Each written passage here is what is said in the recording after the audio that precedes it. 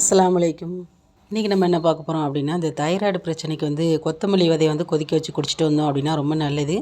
Thyroid வந்து control ஆகும் அப்படின்னு நிறைய பேர் சொல்லியிருந்தாங்க. நானும் பார்த்திங்கன்னா ஒரு 2 வருஷத்துக்கு முன்னாடி ட்ரை பண்ணி பார்த்துருந்தேன். எனக்கு தைராய்டு வந்து கண்ட்ரோலாக இருந்தது. திரும்ப அப்படியே ஸ்டாப் பண்ணிட்டேன். அதுக்கப்புறம் பார்த்திங்கன்னா ஃபுல்லாக இன்ன வரைக்கும் டேப்லெட் தான் போட்டுட்ருக்கேன். சரி, மறுபடியும் இந்த கொத்தமல்லி விதை வந்து நம்ம வந்து ரெடி பண்ணி வச்சுக்கலாம் அப்படின்னு இன்றைக்கி ஒரு 1/4 கிலோ கொத்தமல்லி இலை வாங்கிட்டு வந்திருந்தேன். இதை வச்சு இந்த தைராய்டுக்கான மருந்து எப்படி ரெடி பண்ணலான்னு பார்த்துடலாம்.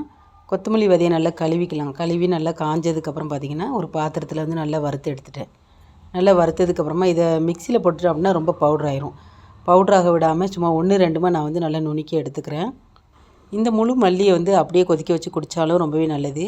ஆனால் நான் இன்றைக்கி இது கூட ஒரு 2 பொருள் சேர்க்க போகிறேன். ஒன்று வந்து முழு மிளகு 1.5 டீஸ்பூன் எடுத்துகிட்டு வறுத்து நல்லா பவுட்ரு பண்ணிக்கிறேன். ஏன்னா முழுசாகவே போட்டுட்டோம் அப்படின்னா முழு மல்லி ரொம்ப பவுட்ரு ஆயிரும். அதனால் ஃபஸ்ட்டு மிளகு பவுட்ரு பண்ணிவிட்டு அதுக்கப்புறமா மல்லியில் சேர்த்துக்கணும். அதுக்கப்புறம் 1 டீஸ்பூன் அளவுக்கு மஞ்சள் தூள். இது வந்து கிருமி நாசினி, அதனால் ரொம்ப நல்லதுங்கிறதுனால இதையும் சேர்த்துருக்கேன். மிக்சியில் இது எல்லாத்தையும் ஒரே தடவை பல்ஸ் பண்ணி எடுத்துக்கணும். ரொம்ப பவுட்ரு பண்ணிடக்கூடாது. இப்போ மல்லிப்பொடி எல்லாமே ரெடி ஆயிடுச்சு. இப்போ இது வந்து 1.5 ஸ்பூன் அளவுக்கு எடுத்துக்கிறேன். நான் இன்றைக்கி வந்து 3 டம்ளர் அளவுக்கு தண்ணி ஊற்றிக்கிறேன். தண்ணி ஊற்றி நல்லா கலந்து விட்டதுக்கப்புறமா நைட்டு ஃபுல்லாக நல்லா ஊறணும். அதுக்கப்புறம் காலையில் கொதிக்க வச்சு குடிக்கலாம்.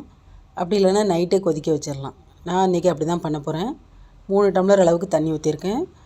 கொத்தமல்லி விதை வந்து 1.5 ஸ்பூன் எடுத்திருக்கேன். இது எல்லாம் சேர்ந்து நல்லா கொதிக்கணும். கொதித்ததுக்கப்புறமா இதை அப்படியே ஆஃப் பண்ணி வச்சுட்டு காலையில் திரும்ப சூடு பண்ணிவிட்டு நம்ம வடிகட்டி 1 டம்ளர் அளவுக்கு கொஞ்சம் சூடாக குடிச்சிட்டு வந்தோம் அப்படின்னா ரொம்பவே நல்லது. ஏன்னா நைட்டே கொதிக்க வைக்கிறதுனால இதில் உள்ள டிகாஷன், இதில் உள்ள சத்துக்கள் எல்லாமே நல்லாவே இறங்கிரும். நான் இப்போ முந்தின நாளே பார்த்திங்கன்னா கொதிக்க வச்சு ஆஃப் பண்ணிட்டேன். காலையில் திரும்ப லைட்டாக சூடு பண்ணிட்டேன். இப்போ பார்த்திங்கன்னா அந்த கலரே மாறிடுச்சு. இது வந்து தொடர்ந்து ஒரு 2, 3 மாதம் குடிச்சிட்டு வந்தோம் அப்படின்னா இன்ஷா அல்லாஹ் கண்டிப்பாக வந்து தைராய்டு வந்து கம்மியாயிரும், நார்மல் லெவலுக்கு வந்துடும். தைராய்டு மாத்திரை போடுறதா இருந்தோம் அப்படின்னா காலையில் வெறும் வயிற்றில் தைராய்டு மாத்திரை போட்டுட்டு அதுக்கப்புறம் 1 ஹவருக்கு அப்புறம் இதை குடிச்சிட்டு வந்தோம் அப்படின்னா கண்டிப்பாக பார்த்திங்கன்னா தைராய்டு வந்து நார்மல் லெவலுக்கு வந்துடும். உங்களை யாருக்காவது இந்த மாதிரி தைராய்டு பிரச்சனை இருந்துச்சு அப்படின்னா கண்டிப்பாக இதை வந்து ட்ரை பண்ணி பாருங்கள். வீடியோ பிடிச்சிருந்ததுன்னா லைக் பண்ணிட்டு சேனலை சப்ஸ்கிரைப் பண்ணிக்கோங்க. தேங்க்யூ.